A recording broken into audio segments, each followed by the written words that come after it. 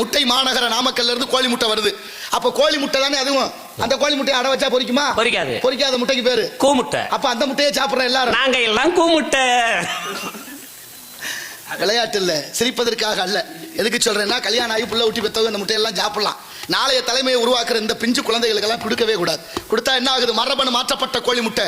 ஒரு விதை என்பது முளைச்சி 4 நெல்லு மணியை கொடுக்கணும். ஒரு நெல்லு போட்டா 10 நெல்லு கொடுக்குது இந்த மண்ணு கட்ட கேடு. ஒரு ஆணும் பெண்ணு சேர்ந்தா குழந்தை உற்பத்தி ஆகுது. பசுமாடு காளமாடு சேர்ந்தா கன்றுக்குட்டி பிறக்கிறது. அப்படித்தானே இருக்கணும். அப்படி இருக்கா இன்னைக்கு கோழி முட்டை?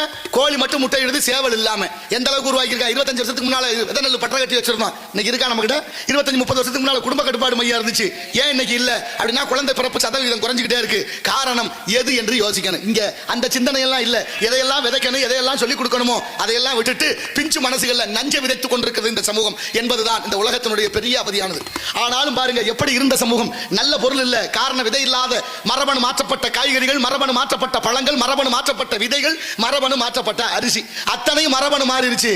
இன்னைக்கும் பாருங்க சோதனை கருத்தரிப்பு மையம்னு பணத்தை கட்டுங்க பிள்ளை நாங்க கொடுக்குறோம்னு ஆஸ்பத்திரியை திறந்து வச்சிருக்காங்க. எங்க பார்த்தாலும் குழந்தை இல்லையே. வீட்டுக்கு வீடு குழந்தை ஊட்டி 4-5 நிறைய இருந்துச்சு ஒரு நேரம். இன்னைக்கு கல்யாணம் பண்ணி கொடுத்த பொண்ணு பிள்ளைகளுக்கு குழந்தை இல்லை. ஏன்? எதனால? ஏன்னு அதை பத்தி யாராவது சிந்திச்சமா? எதனால இப்படி நடக்குதுன்னு யோசிச்சமா? அப்ப இந்த கோழி மட்டும் இடக்கூடிய முட்டை நாளை அதை அடை வச்சா பொரிக்காத கோழி முட்டை, கூ முட்டைனா நம்மளை எல்லாம் கூ முட்டை ஆக்கி வைத்திருக்கிறார்கள். இந்த உலக நாடுகளில் பல பேர் சேர்ந்து மேல இருந்து திட்டம் போடுறேன் நம்மளை எல்லாம் எப்படி வருமான பொருள்களாக மாற்றலாம்னு. ஆனால் அதை பத்தி சிந்திக்காத இந்த தமிழகம், அதுதான் ரொம்ப வேதனை. உப்பு கூட உப்பா இல்ல. கடற்கரையில இருந்து உப்பு வண்டி வந்து ஊருக்கு உப்பு ஊத்துச்சு. அந்த வண்டியில கொண்டு வந்த உப்பு வாங்கி சாப்பிட்ட வரைக்கும் யாருக்கும் எந்த நோயும் இல்லை. அந்த உப்பை பெரிய முதலாளி வாங்கிட்டு போன அதை பெரிய வெள்ளையாக்கணுமே, அழுக்கா இருக்குன்னு சொல்லி ரசாயனத்தை பயன்படுத்தி வெள்ளையாக்கின உப்பை தூளாக்கின உப்பை பையில அடைச்சான். அதுக்கு ஆங்கிலத்தில் சால்ட்னு பேர் வச்சான். சும்மா விக்கல. என் அன்பில் சிறந்த உரியவர்களே, நல்லா சிந்திச்சு பாருங்க. அதுல அயோடின் என்ற நச்சு வேதிப்பொருளை கலந்து விக்குது இந்த உலகம். அந்த நச்சு வேதிப்பொருளான அயோடின் தான் பெண்களுக்கு தைராய்டு நோய், கர்ப்பப்பை புற்றுநோய், அத்தனை நோய்க்கு மூல காரணம் இந்த உப்பு. தாய்மார்கள் நினைச்சா அதை கூட தூக்கி வீசலாம், முடியலையே. நமக்கு நாகரிக நைஸ் உப்பு தேவைப்படுது. ஏன்? உப்பு என்ன கல்லா கரைய மாட்டேன்னு சொல்லுது? அள்ளி போட்டா தானா கரையுமே. புளிதான கை போட்டு கரைக்கணும். மாற்றம் என்பது தாய்மார்களிடத்திலிருந்து வரணும். அப்படிப்பட்ட உப்பை கூட இங்க விட்டு வைக்கல. உலக அளவில் வருமானம் வந்தா போதும் எல்லாத்தையும் மாற்றிக்கொண்டே இருக்கிறார்கள்.